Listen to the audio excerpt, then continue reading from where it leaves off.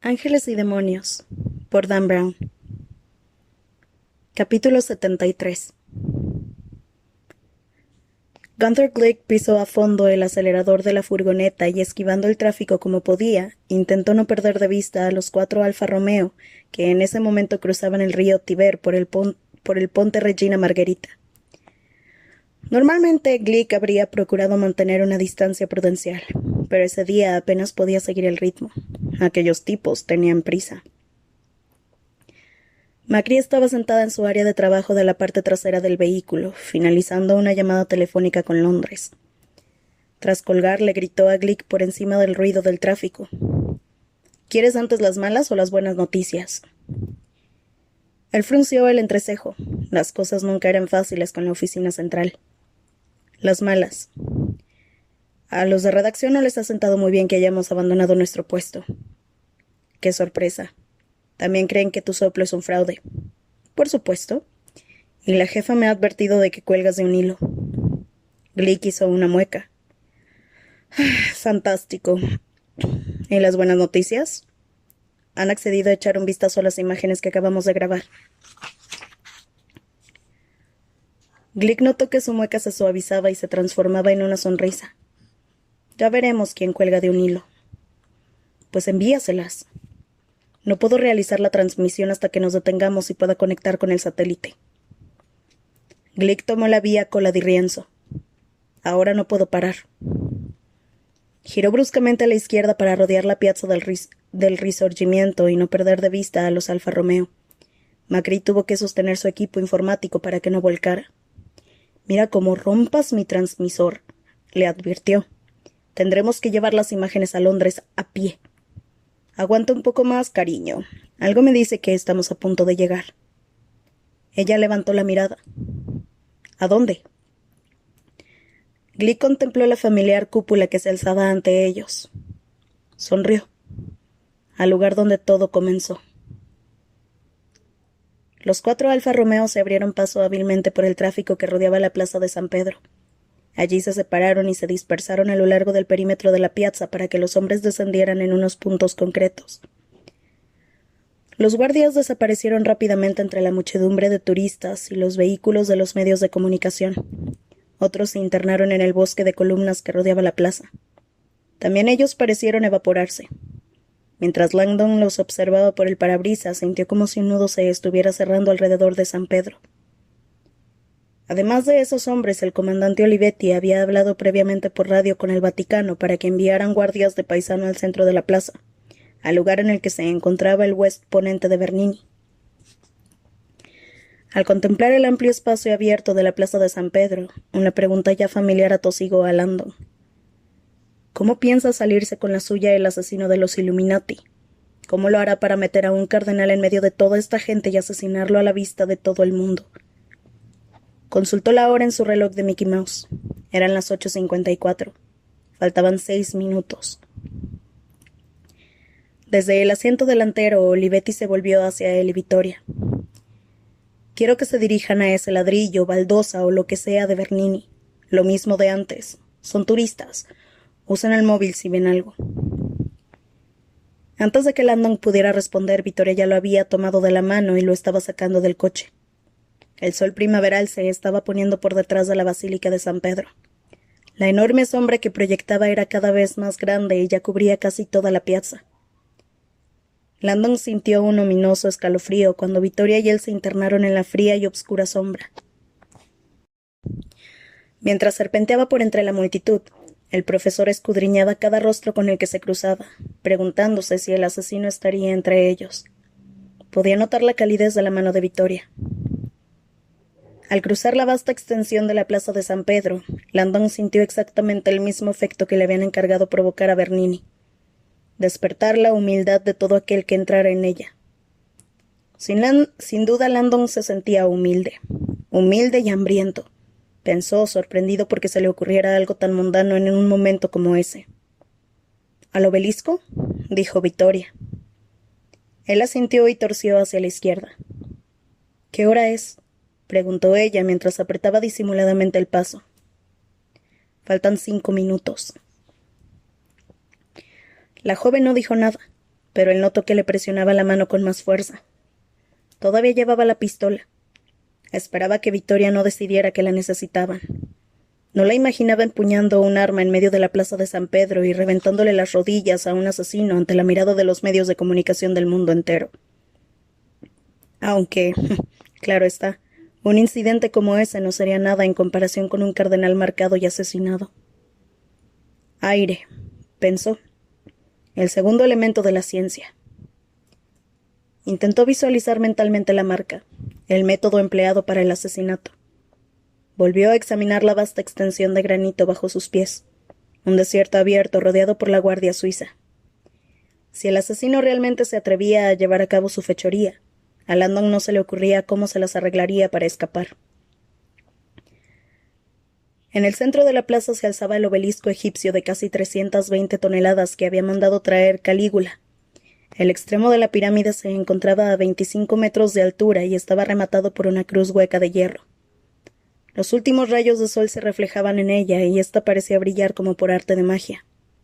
Se decía que contenía restos de la cruz en la que Jesucristo fue crucificado. 2 fuentes flanqueaban el obelisco. La simetría era perfecta. Como bien sabían los historiadores del arte, las fuentes señalaban los puntos focales geométricos de la piazza elíptica, una rareza arquitectónica que Landon no había considerado hasta ese día. De repente parecía que Roma estaba repleta de elipses, pirámides y demás elementos geométricos desconcertantes. Al acercarse al monolito, Victoria aminoró el paso y exhaló un sonoro suspiro como si quisiera animar a Landon a relajarse junto a ella. Él decidió intentarlo, dejó caer los hombros y destensó su apretada mandíbula. Junto al obelisco, audazmente colocado frente a la iglesia más grande del mundo, se encontraba el segundo altar de la ciencia, el West Ponente de Bernini. Una baldosa elíptica en plena plaza de San Pedro. Gunther Glick lo observaba todo desde las sombras de las columnas que rodeaban la plaza. Cualquier otro día, el hombre de la americana de tweed y la mujer con los pantalones cortos de color caqui no le habrían interesado lo más mínimo.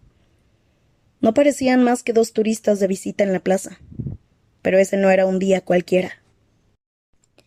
Ese había sido un día de soplos telefónicos, cadáveres, carreras de coches camuflados por Roma, y hombres con americana que trepaban por andamios en busca de Dios sabía qué. Glick no pensaba quitarles el ojo. Miró hacia el otro extremo de la plaza y vio a Macri.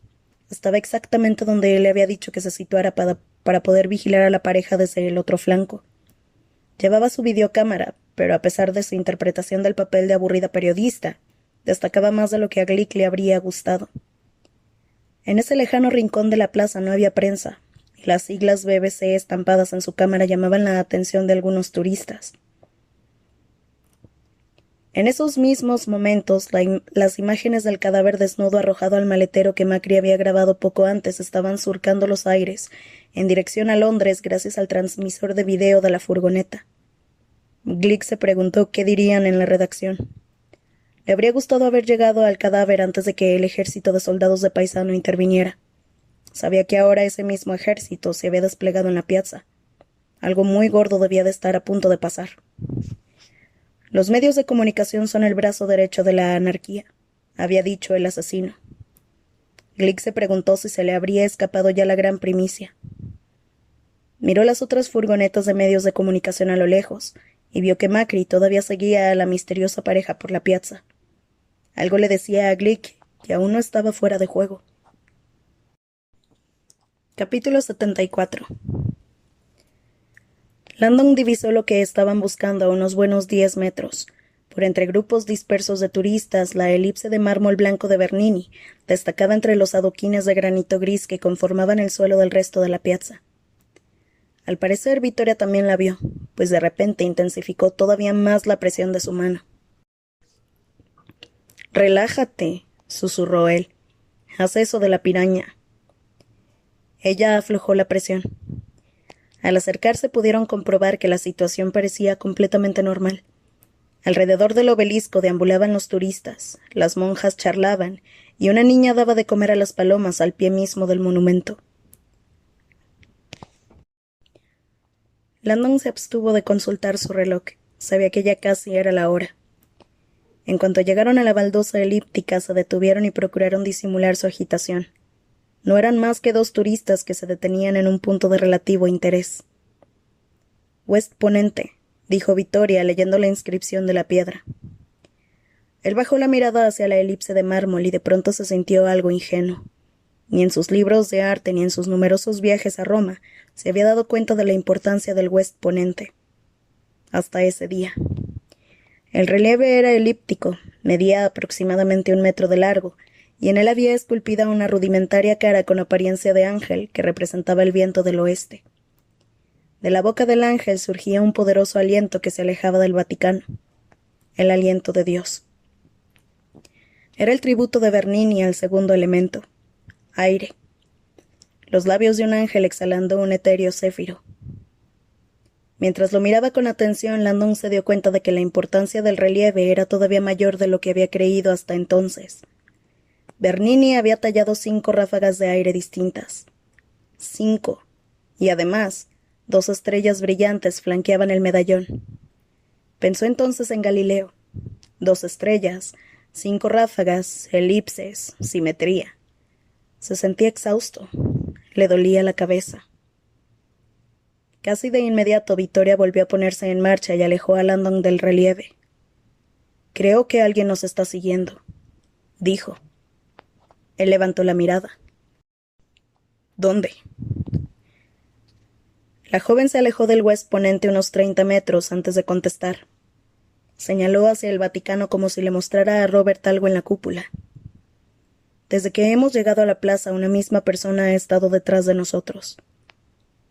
Disimuladamente Vittoria echó un vistazo por encima del hombro. «Sigue ahí. No te pares. ¿Crees que se trata del asesino?» Ella negó con la cabeza. «No, a no ser que los Illuminati contraten mujeres con cámaras de la BBC». Cuando las campanas de la Basílica de San Pedro iniciaron su ensordecedor clamor, tanto Landon como Vittoria se sobresaltaron. Era la hora. Se habían alejado del West Ponente con la intención de despistar a la reportera, pero en ese momento regresaron rápidamente hacia el relieve. A pesar del estruendo de las campanas, la zona parecía estar en completa calma. Los turistas paseaban. Un indigente borracho dormitaba a los pies del obelisco. Una niña daba de comer a las palomas. Landon se preguntó si la reportera habría ahuyentado al asesino. Es poco probable, decidió, recordando su promesa. Convertiré a los cardenales en celebridades mediáticas. Cuando el eco de la 9ª campanada se apagó, un pacífico silencio descendió sobre la plaza. Y entonces, la niña comenzó a gritar. Capítulo 75. Landon fue el primero en llegar hasta ella. La aterrorizada pequeña señalaba la base del obelisco. Allí podía verse a un desarrapado y decrépito borracho recostado en la escalera. Su estado era lamentable. Debía de ser un indigente más de Roma. Grasientos mechones de cabello gris le caían sobre la cara. Llevaba el cuerpo envuelto en harapos sucios. La niña siguió gritando mientras se alejaba corriendo hacia la muchedumbre. Landon sintió una oleada de terror al llegar junto al hombre. En los harapos que llevaba puestos podía ver una amplia mancha oscura. Sangre. Luego los acontecimientos se precipitaron. El anciano se dobló por la mitad y se tambaleó hacia adelante. Landon intentó sujetarlo, pero fue demasiado tarde. El hombre cayó de la escalera y quedó boca abajo sobre el pavimento, inmóvil. Landon se arrodilló al tiempo que Vittoria llegaba a su lado. Alrededor empezó a agolparse la multitud. La joven le aplicó los dedos en el cuello. «Todavía tiene pulso», declaró. «Démosle la vuelta». Landon no se demoró. Tomó al hombre por los hombros y le dio media vuelta. Al hacerlo, los harapos parecieron desprenderse de su cuerpo como si de carne muerta se tratara. El hombre quedó echado boca arriba. En el centro mismo de su pecho desnudo podía verse una amplia zona de carne quemada. Vittoria dejó escapar un grito ahogado y retrocedió. Landon se quedó paralizado. Sentía una mezcla de náusea y asombro. El símbolo, Era de una sencillez aterradora. «Aire», dijo Victoria. «Es él». De la nada aparecieron unos guardias suizos que comenzaron a gritar órdenes y a correr de un lado a otro tras el asesino invisible. Cerca de allí, un turista explicaba que hacía solo unos minutos un hombre de piel oscura había sido muy amable al ayudar a ese pobre indigente a cruzar la plaza. Incluso se había sentado un momento en la escalera con él antes de volver a desaparecer entre la multitud. Victoria arrancó el resto de los harapos que cubrían el abdomen del hombre. Tenía 2 profundas heridas, una a cada lado de la marca, justo por debajo de la caja torácica. Le echó la cabeza hacia atrás y empezó a practicarle el boca a boca. Landon no estaba preparado para lo que sucedió entonces. Al soplar Victoria, las heridas que el hombre tenía a cada costado sisearon, y como si el espiráculo de una ballena se tratara, de cada una de ellas salió despedido un chorro de sangre. El líquido salado alcanzó a Landon en la cara. Victoria se detuvo de pronto, horrorizada. «Los pulmones», tartamudeó. «Se los han agujereado». Él se limpió los ojos y observó las 2 perforaciones. Los agujeros gorgotearon. Los pulmones del cardenal estaban destrozados. Había fallecido. La joven cubrió el cuerpo al tiempo que la guardia suiza llegaba al lugar. Desorientado, Landon se puso en pie y al hacerlo la vio. La mujer que había estado siguiéndolo se encontraba acuclillada a poca distancia. Llevaba la cámara al hombro y estaba grabando. Landon y ella cruzaron la mirada, e inmediatamente él supo que lo había filmado todo. Entonces, como un gato, salió disparada. Capítulo 76. Chinita Macri huyó a toda velocidad. Tenía la historia de su vida. La videocámara le pesaba como un ancla mientras cruzaba la plaza de San Pedro, abriéndose paso entre la muchedumbre. Todo el mundo parecía moverse en dirección contraria, hacia el alboroto. Macri, en cambio, intentaba alejarse todo lo posible.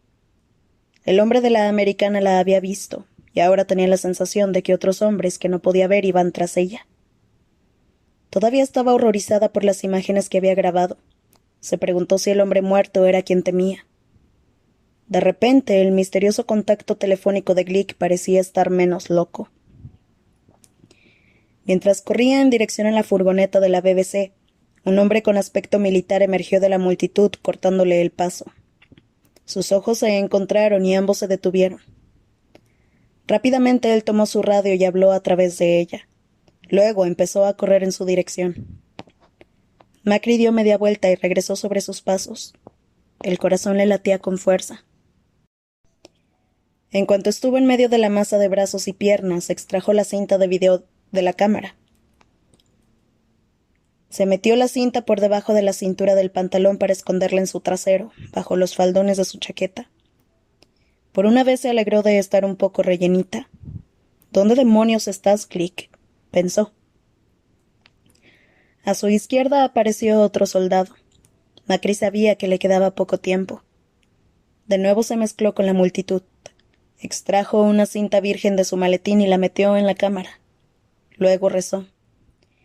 A 30 metros de la furgoneta de la BBC, 2 hombres se materializaron de repente delante de ella, cortándole el paso con los brazos cruzados. «La cinta», dijo uno. «Ahora». Macri retrocedió y rodeó la cámara con los brazos como si quisiera protegerla. Ni hablar. Uno de los hombres desabrochó su americana y le mostró el arma que portaba. «Dispáreme», ordenó Macri, sorprendida por el atrevimiento de su voz. «La cinta». «¿Dónde diablos está Glick?» Chinita dio una patada en el suelo y gritó tan alto como pudo. «Soy cámara profesional de la BBC. De acuerdo con el artículo 12 de la Ley de Libertad de Prensa, esta cinta es propiedad de la British Broadcasting Corporation». Los hombres ni siquiera se inmutaron. El del arma dio un paso hacia ella. «Y yo soy teniente de la Guardia Suiza, y de acuerdo con la doctrina sagrada que rige la propiedad en la que ahora se encuentra, podemos registrarla y confiscarle lo que creemos conveniente». A su alrededor estaba empezando a congregarse gente. Bajo ninguna circunstancia le entregaré la cinta de esta cámara sin hablar antes con mi editor de Londres. Le sugiero que... Los guardias la interrumpieron. Uno le arrebató la cámara de las manos. El otro la tomó del brazo y tiró de ella en dirección al Vaticano. «Grazie», dijo mientras la conducía entre la multitud. Macri rezó para que no la registraran y le encontraran la cinta. Si de algún modo conseguía protegerla tiempo suficiente para... De repente sucedió lo impensable. Notó que alguien le tocaba por debajo del abrigo y le quitaba la cinta de video.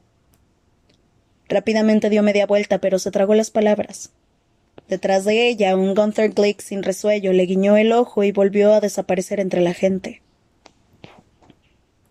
Capítulo 77. Robert Landon entró con paso tambaleante en el cuarto de baño privado contiguo al despacho del Papa. Se limpió la sangre del rostro y los labios. No era suya, sino del cardenal Lamassé, que acababa de morir de un modo horrible en medio de la plaza de San Pedro. Sacrificio de vírgenes en los altares de la ciencia. Hasta el momento el asesino había cumplido con su amenaza. Sintiéndose impotente, Landon se miró al espejo. Tenía ojeras y la sombra de una incipiente barba empezaba a obscurecer sus mejillas. El cuarto de baño era inmaculado y lujoso. Mármol negro con acabados de oro, toallas de algodón y jabones de mano perfumados. Intentó borrar de su mente la sangrienta marca que acababa de ver. Aire. La imagen se le había quedado grabada en el cerebro. Desde que se había despertado esa mañana había visto ya 3 ambigramas, y sabía que todavía quedaban 2 más. Fuera oyó que Olivetti, el camarlengo y el capitán Rocher debatían qué hacer a continuación. Al parecer, de momento la búsqueda de la antimateria no había dado resultados. O los guardias no habían conseguido ver el contenedor, o el intruso había conseguido infiltrarse en el Vaticano más de lo que el comandante Olivetti estaba dispuesto a admitir. Landon se secó la cara y las manos. Luego se volvió y buscó un urinario. No había ninguno, solo una taza. Levantó la tapa. Mientras permanecía de pie con el cuerpo en tensión, lo invadió una mareante oleada de cansancio. Las emociones que se anudaban en su pecho eran muchas e incongruentes. Estaba recorriendo el sendero de la iluminación completamente agotado, hambriento, falto de sueño y traumatizado por 2 brutales asesinatos. De repente sintió un profundo temor ante el posible desenlace de ese drama.